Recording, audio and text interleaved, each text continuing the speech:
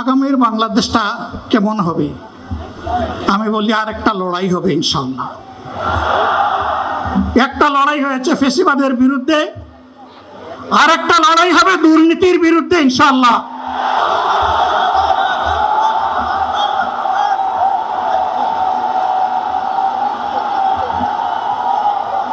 আসসালামু আলাইকুম ওয়া রাহমাতুল্লাহ।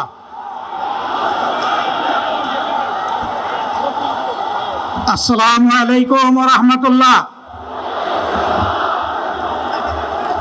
আলহামদুলিল্লাহি রাব্বিল আলামিন ওয়াসসালাতু ওয়াসসালামু আলা রাসূলিহিল কারীম ওয়া আলা আলিহি ওয়া সাহবিহি ওয়া আহলি বাইতি আজমাইন।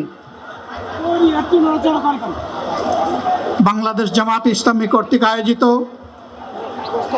আজকের এই জাতীয় সমাবেশে উপস্থিত করেছেন শাহ আলম, মহান রবের দরবারে দোয়া করি আল্লাহ তাআলা তাদের উপর রহম করুন, তাদেরকে ক্ষমা করুন, জান্নাতুল ফেরদাউসের নিয়ামত তাদেরকে দান করুন, তাদের আপনজনদেরকে আল্লাহ তাআলা সবরে জামিল আতা করুন।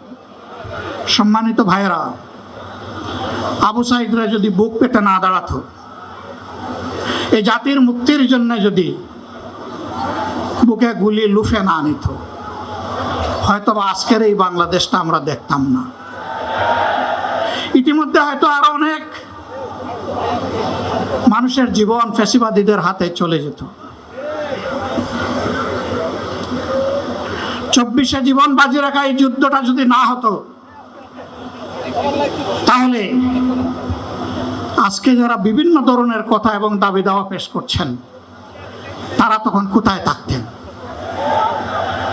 অতএব আসুন, যাদের ত্যাগের বিনিময়ে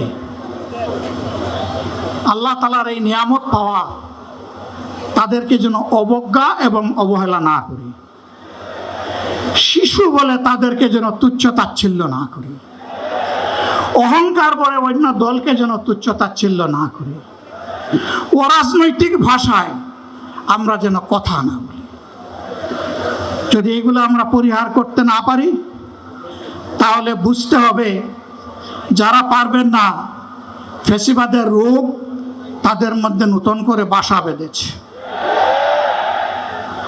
আমরা আশা করব আমরা এগুলা করব না, কেউ এগুলা করবে না, বরঞ্চ রাজনৈতিক শিষ্টাচার রক্ষা করে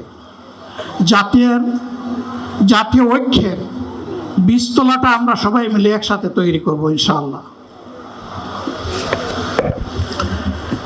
সম্মানিত ভাইয়েরা, আসরের নামাজ আসন্ন, আরো অনেক বক্তা ছিলেন, তাদেরকে আমরা দিতে পারি নাই, আমরা দুঃখিত।